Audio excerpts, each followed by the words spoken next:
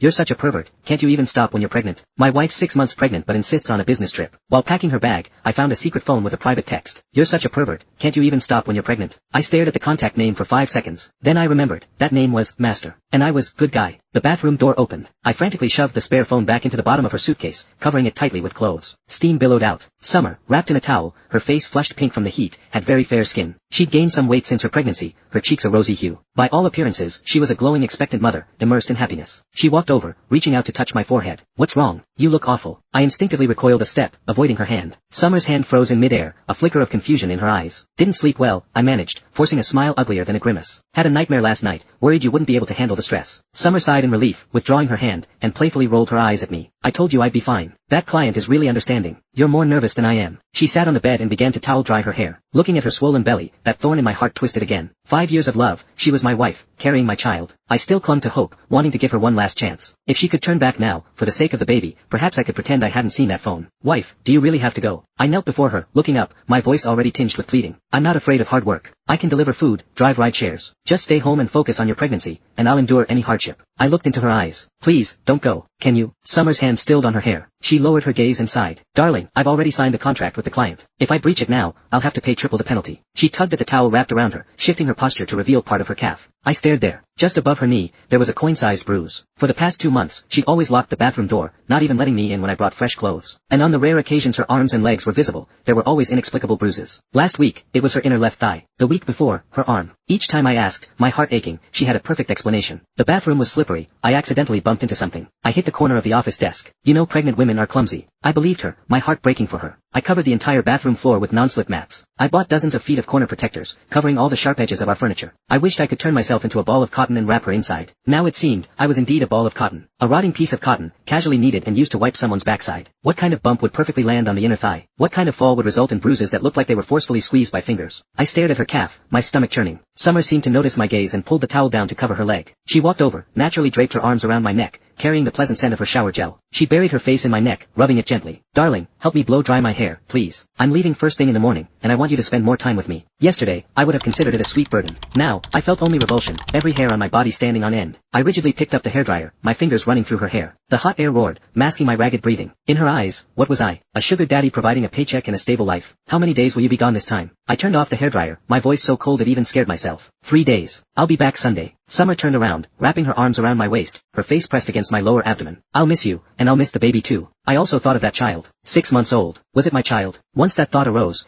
Click the link in my bio to get the full story for free.